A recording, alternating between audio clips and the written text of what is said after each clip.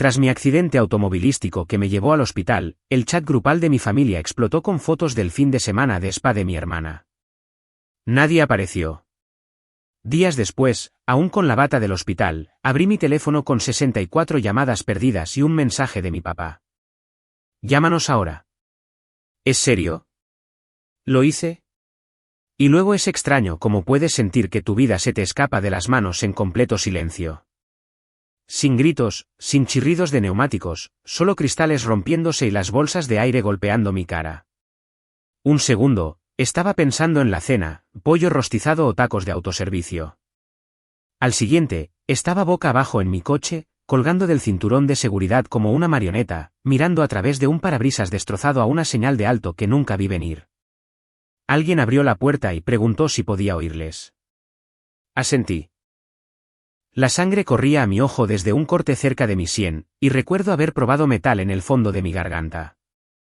El resto es borroso, sirenas, analgésicos, el olor a yodo. Todo se convirtió en una larga mancha gris de tiempo. Cuando me desperté correctamente, estaba en una habitación de hospital que olía a desinfectante y aire viciado. Una enfermera me dijo que tenía un hombro dislocado, 2 costillas rotas y una conmoción cerebral leve. Leve, esa era la palabra que usaban. Ni siquiera podía sentarme por mí mismo, pero claro, leve. Dijeron que tuve suerte. No me sentía afortunado. Me sentía olvidado. Después de que me trasladaron de la sala de emergencias a una habitación normal, seguí esperando que mi teléfono se iluminara. Alguien tenía que saberlo. Las noticias viajan rápido en las familias, ¿verdad? Pensé que tal vez papá recibió una llamada. Tal vez Carly se enteró por alguien. Por lo menos, pensé que mi mamá se pondría en contacto. Estaba equivocado. Mi teléfono permaneció en la pequeña mesa de bandeja del hospital durante 2 días. Ni un zumbido, ni un din. No lo toqué hasta tarde en la segunda noche. Cuando finalmente lo abrí, había 27 mensajes sin leer. No de amigos, no de compañeros de trabajo, sino del chat grupal de la familia. Por un momento de locura, pensé que lo sabían, que les importaba. La primera foto golpeó como un puñetazo. Carly con una bata blanca sosteniendo una copa de champán en una mano y haciendo el signo de la paz con la otra. El pie de foto, tiempo de spa, nena. A eso le siguió otra, ella en una sauna. Luego otra, sushi elegante. Sus uñas pintadas, sus pies en pétalos de rosa, su sonrisa bajo una máscara de arcilla verde, cada una más ajena que la anterior. Mamá comentó en casi todas ellas. ¡Qué linda! Te lo mereces. Te quiero, cariño. Papá envió algunos emojis de pulgares arriba. Ni un solo mensaje preguntando dónde estaba.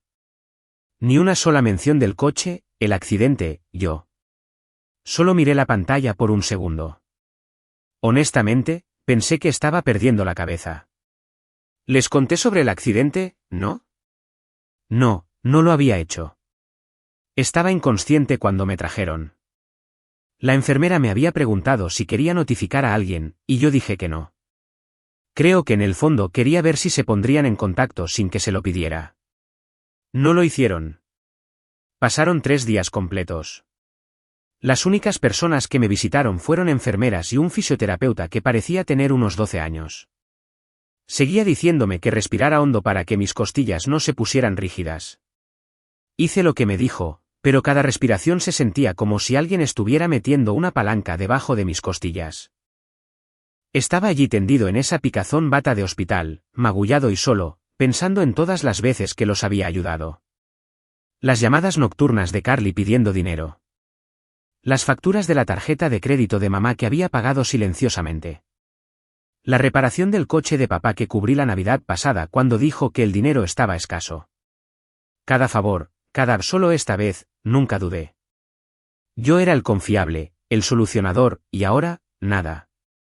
Para el 4.º día, me dieron el alta, pero me dijeron que no condujera ni trabajara durante al menos una semana. Me senté en el vestíbulo durante casi 1 hora esperando un coche compartido porque nadie se había ofrecido a recogerme. Ni siquiera lo pedí. Me fui a casa, todavía con la bata del hospital debajo de mi sudadera con capucha porque no podía levantar el brazo lo suficientemente alto como para cambiarme la camisa. Dormí la mayor parte de ese día. A la mañana siguiente, finalmente volví a encender el timbre de mi teléfono, 64 llamadas perdidas. Todas llegaron en las últimas 48 horas. La mayoría eran de papá, algunas de Carly, una de mamá. No había mensajes de voz, solo un texto sentado en la parte superior de mi pantalla. Papá, llámanos ahora. ¿Es serio? Llamé inmediatamente. La línea ni siquiera sonó una vez antes de que él contestara. Su voz estaba tensa. Había pánico debajo, pero no estaba gritando. Todavía no. Lo que dijo a continuación no tenía sentido al principio. Algo sobre documentos extraviados. Algo sobre una cuenta congelada. No interrumpí. Lo dejé hablar. Mientras escuchaba, acostado allí en mi propio apartamento con la misma bata en la que me dieron el alta, me di cuenta de algo. Por primera vez en años, me necesitaban más de lo que yo los necesitaba a ellos. Y había terminado de hacerme el tonto. Cuando finalmente llamé a mi papá, todavía estaba sentado en la misma silla en la que me había desplomado cuando llegué a casa del hospital. Ni siquiera me había quitado la bata del hospital. Me puse una sudadera con capucha, pero la tela áspera contra mis costillas todavía hacía que todo me doliera. El teléfono ni siquiera sonó. Él contestó inmediatamente como si lo hubiera estado sosteniendo en su mano, dando vueltas en círculos. Su voz no sonaba enojada. Sonaba desconcertada. Eso era raro para él.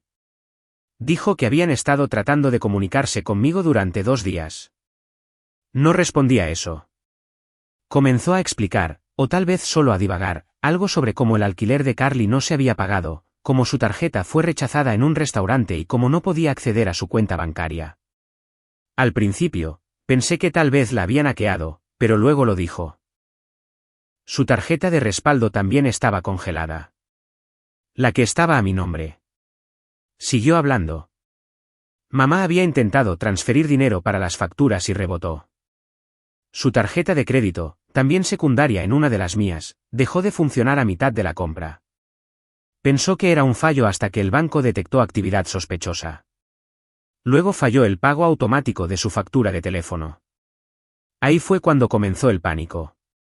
Pensaron que alguien me había hackeado o tal vez que algo andaba mal con el banco.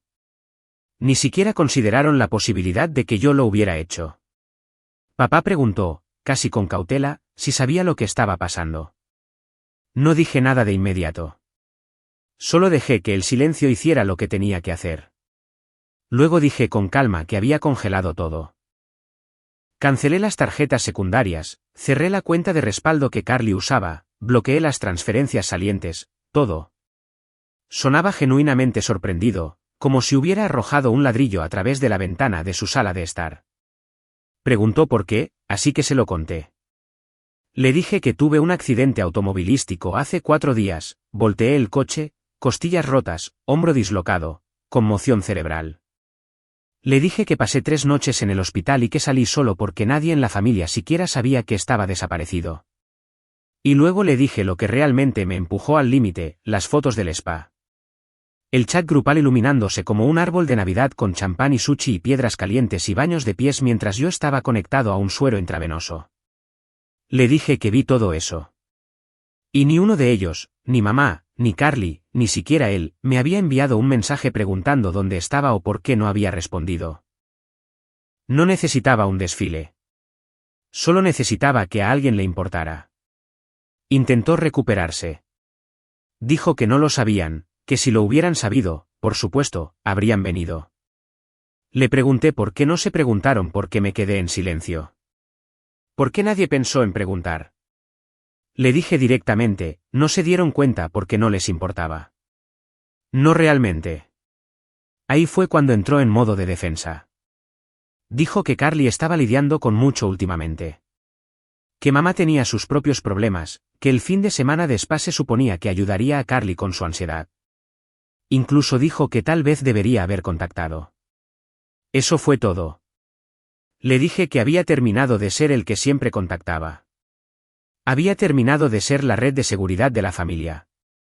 Había pagado el alquiler de Carly 4 veces en 2 años, ayudé a mamá a consolidar su deuda, pagué una factura médica de papá por la que ni siquiera me agradeció. Y ahora, cuando necesitaba algo, no dinero, no ayuda, solo decencia humana básica, ni siquiera notaron que me había ido. Me preguntó si realmente iba a dar la espalda a la familia. Sobre esto, le dije, no, ya lo había hecho. En silencio, mientras yacía en esa cama de hospital, mientras hojeaba fotos de spa, mientras me daba cuenta de que podía morir y no lo sabrían hasta que la tarjeta de crédito fuera rechazada en el brunch. Luego colgué. Esa noche, abrí mi computadora portátil, saqué cada cuenta a la que tenía una conexión, las que habían olvidado que ayudé a configurar, las cuentas de ayuda temporal que nunca volvieron a sus nombres. Hice una hoja de cálculo. Fui línea por línea, facturas de teléfono, suscripciones de transmisión, alquiler, tarjetas de crédito, préstamos estudiantiles, incluso la membresía del gimnasio de Carly. Todo todavía fluía a través de mis cuentas. Lo apagué todo, congelé las tarjetas de crédito, cancelé los pagos automáticos, cambié las contraseñas, envié solicitudes para eliminar mi nombre de los arrendamientos y cuentas compartidas. No estaba enojado. Era metódico. Quería que cada puerta se cerrara, que cada tubería se cerrara. No se lo dije. Solo esperé. El primer texto llegó a la mañana siguiente, Carly, en mayúsculas, preguntando por qué su coche no funcionaba. Luego otro, luego una llamada, luego un mensaje de mamá diciendo que su cuenta estaba congelada y preguntando si podía llamar al banco. Como la última vez, papá envió un mensaje de texto preguntando si estaba enojado y si podíamos hablar de nuevo. No respondía nada de eso. Esto no era venganza. Esta era la realidad alcanzándolos. Y no iba a detenerlo. Al final de esa semana, todos estaban en espiral. Carly me llamó 7 veces en un día. Envió mensajes de voz, largos, cada uno más dramático que el anterior. El primero estaba confundido. El segundo estaba molesto. Para el tercero, estaba llorando. Real o falso, ya no podía saberlo. Dijo que había sido humillada en su café favorito cuando su tarjeta fue rechazada frente a todos. Luego no pudo acceder a su cuenta de Uber, no pudo pagar su alquiler. Su casero amenazó con cargos por mora, y el spa le cobró una tarifa de cancelación que no podía pagar. Escuché cada mensaje sin responder. Mamá envió un mensaje de texto a continuación. Dijo que no entendía por qué su banco estaba actuando de forma extraña. Luego preguntó si podía ayudar a resolverlo. Sin disculpas. Sin mención del accidente. Sin ¿cómo estás? Directamente al problema como si fuera su representante de servicio al cliente. No respondí. Envió 3 mensajes más al día siguiente, el tono cambiando lentamente de dulce a agudo. Papá fue el único que trató de sonar razonable. Me llamó de nuevo un sábado por la mañana y dejó un mensaje de voz. Dijo que entendía que estaba molesto, pero que congelar todo era una gran reacción exagerada, que Carly a veces era un poco descuidada y que mamá no quería ignorarme. Dijo que no era justo que me desconectara de ellos así sin previo aviso. Ahí fue cuando me di cuenta de algo. No lo veían como yo reclamando lo que era mío. Lo veían como una traición. Y eso me dijo todo lo que necesitaba saber. Carly finalmente apareció en mi apartamento. Timbró 3 veces. No contesté. Envió un mensaje de texto desde el vestíbulo. Dijo que solo quería hablar. Lo ignoré. 10 minutos después, vi su coche alejarse a través de las persianas.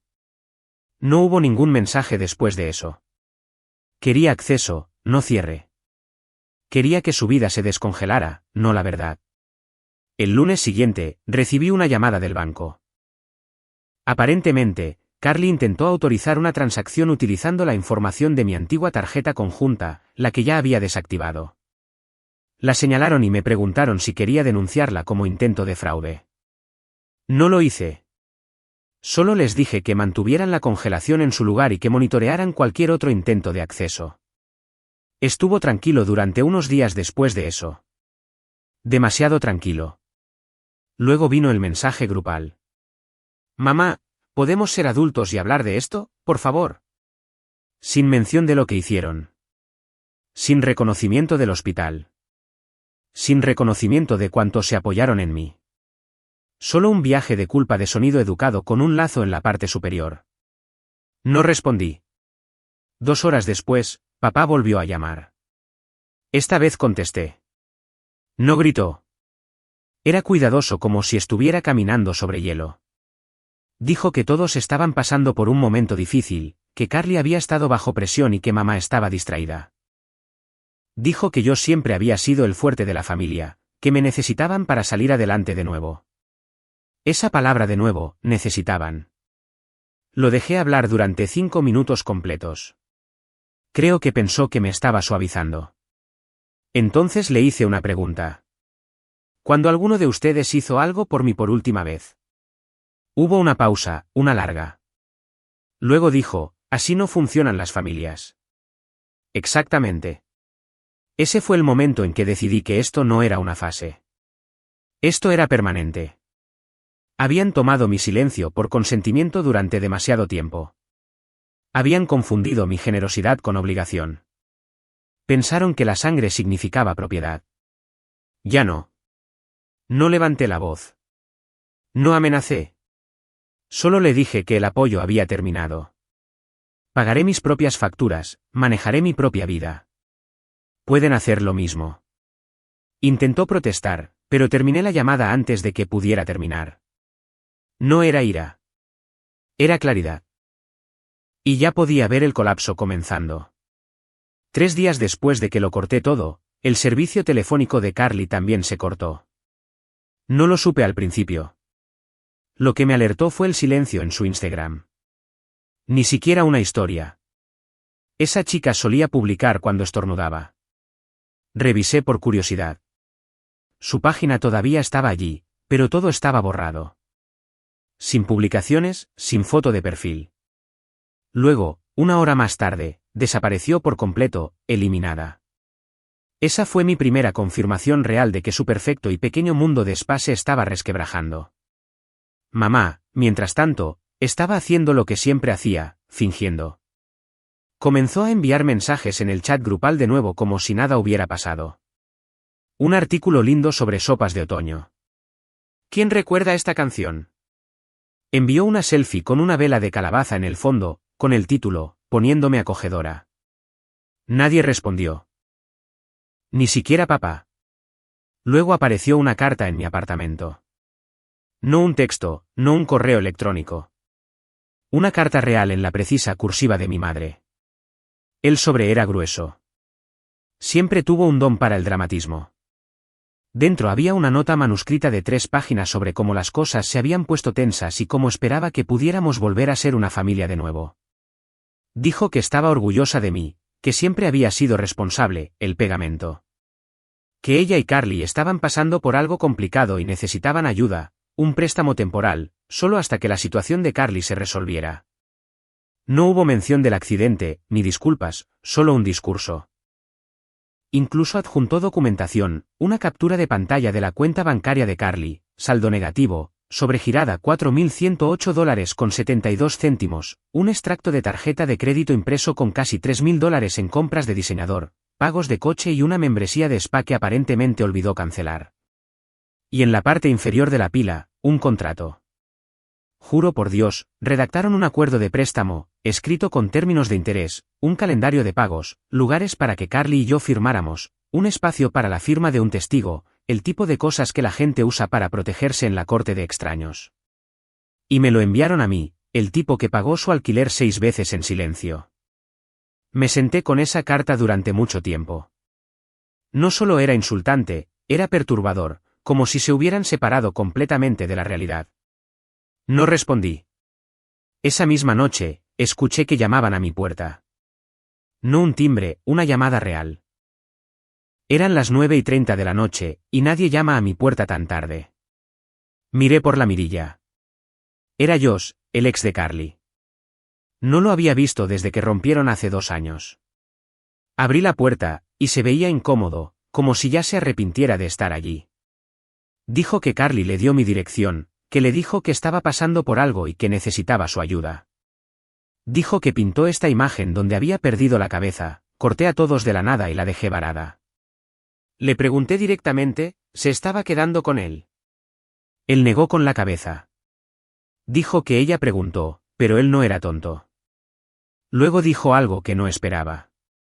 Ella está con tu mamá ahora, en el sofá, y le están diciendo a la gente que tuviste una crisis. No hablé. Él solo siguió hablando. Dijo que no le creyó al principio, pero cuando escuchó la versión de los hechos que estaba difundiendo, que me había roto después de algún pequeño desacuerdo familiar y los había cortado porque no podía manejar el estrés, decidió venir a mí directamente. Entonces, le conté todo, el accidente, el hospital, el silencio, el rastro del dinero, el cierre. Escuchó, tranquilo. Sin defensa, sin excusas para ella. Cuando se fue, pensé que ese sería el final. Pero a la mañana siguiente, me envió una captura de pantalla. Era una publicación de Facebook de mi mamá. Un estado vago, pero señaló, por favor, mantengan a nuestra familia en sus oraciones. Algunas personas arremeten cuando sienten dolor. Estamos tratando de mantenernos fuertes en un momento muy difícil. Docenas de comentarios, enviando amor. Espero que todo esté bien. Eres una mamá tan fuerte. Ese fue el momento en que realmente me hundí. No solo estaban evitando la verdad. La estaban reescribiendo activamente. Estaban construyendo una nueva narrativa, una donde yo era inestable, emocional, el villano. Ya no podían alcanzar mi billetera, así que ahora iban por mi reputación. No me enojé. Me preparé.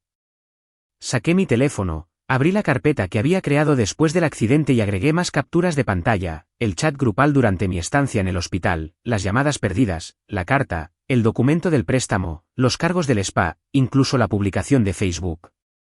Luego se las envié todas, no a Carly, no a mamá, a papá. Sin mensaje, sin contexto, solo hechos. Unas horas más tarde, llamó. No contesté.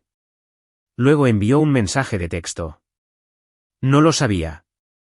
Lo veo ahora. Lo siento. No los defendió.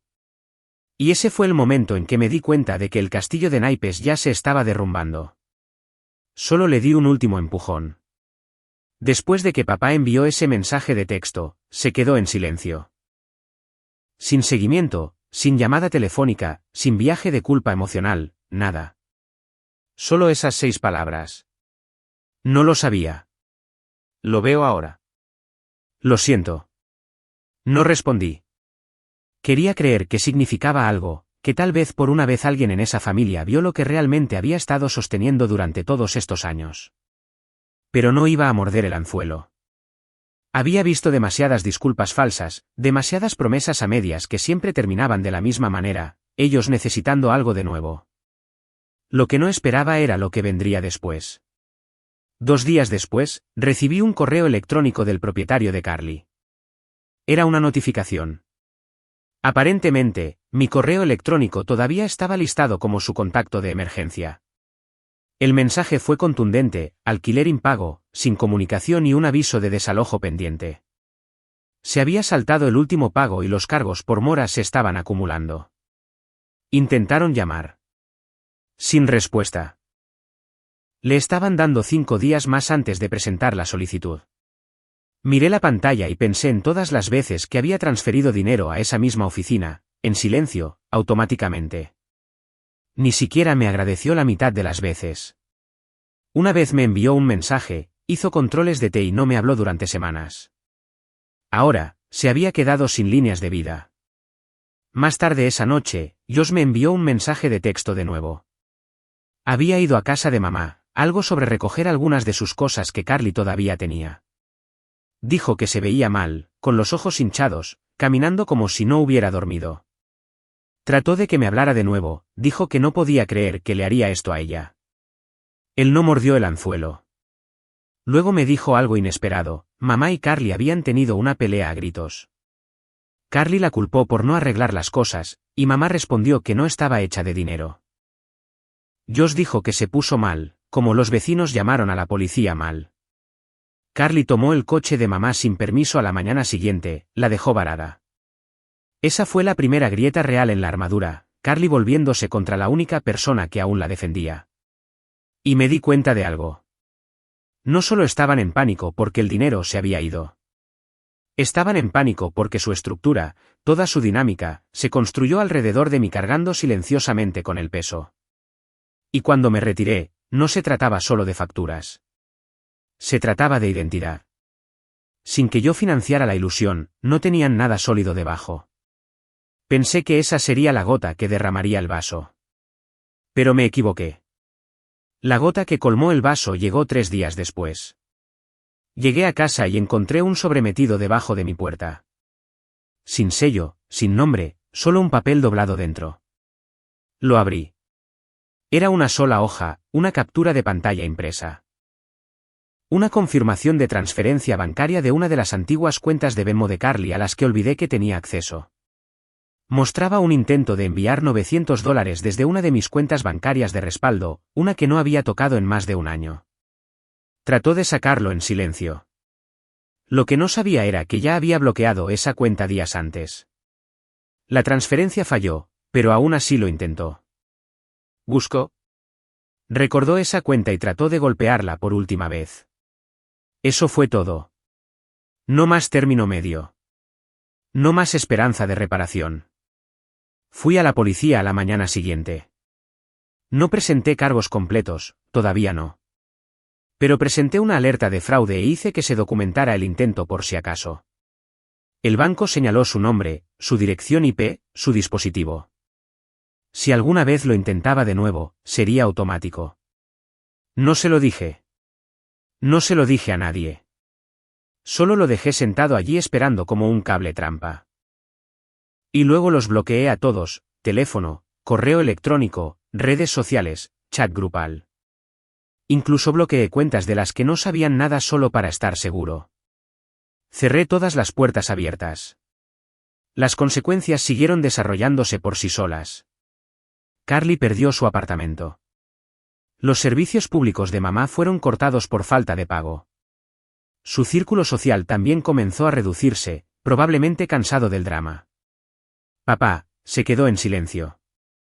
Creo que finalmente entendió el costo de ponerse del lado del silencio. Y yo no me regodeé. No sonreí. Solo viví en silencio, en paz, por primera vez en años. Sin que el teléfono sonara a medianoche, sin notificaciones bancarias repentinas, sin culpa, solo quietud. Lo llamaron egoísta. Yo lo llamé libertad. Han pasado 2 meses desde que los corté. Sin llamadas, sin mensajes de texto, sin cartas, solo silencio. El tipo que solía desear cuando estaba en medio de su caos. Carly nunca se disculpó. No por el intento de fraude, no por las mentiras, no por ignorar el hospital. Lo último que supe fue que se estaba quedando con un amigo de la universidad en algún pequeño apartamento del centro. Perdió el coche. Perdió el apartamento. La mayoría de los amigos de los que solía publicar se han ido. Resulta que ser la divertida solo te lleva hasta cierto punto cuando ya no puedes cubrir la factura. Mamá todavía está fingiendo. Lo sé porque mi prima me envió capturas de pantalla de una publicación grupal donde me mencionó de nuevo, alguna línea vaga sobre familias rotas y aprender a perdonar. ¿Perdonar qué? ¿Ser la única persona que finalmente dijo que no? Lo que nunca entendió fue que no se trataba del dinero. Se trataba de nunca ser vista. Yo era su solución, su red de seguridad, su patrocinador silencioso, pero nunca una persona. Nunca alguien que pensaron que podría romperse. Y me rompí, en silencio, en una cama de hospital sin visitantes y 27 fotos de spa sin leer. En cuanto a papá, se quedó en silencio por completo. Eso fue lo que más me sorprendió. Pensé que trataría de reconstruir algo, incluso solo para hacerse sentir mejor. Pero creo que finalmente entendió lo que significaba cuando no respondía a su último mensaje. No era una amenaza. Era una declaración de cierre. Me mudé la semana pasada, nuevo apartamento, nuevo banco, nuevo número. No dejé ninguna dirección de reenvío. Ni siquiera le dije al primo que trató de mantenerse neutral. No porque les tenga miedo, sino porque esta vez no le voy a dar a nadie acceso a mi paz. El viejo Andrew habría mantenido la puerta entreabierta por si acaso. El nuevo no. Todavía conservo las capturas de pantalla, la carta, el mensaje de voz donde Carly sollozó sobre ¿cómo pudiste hacerme esto? El intento de transferencia de Venmo. No porque quiera venganza, sino porque quiero recordar.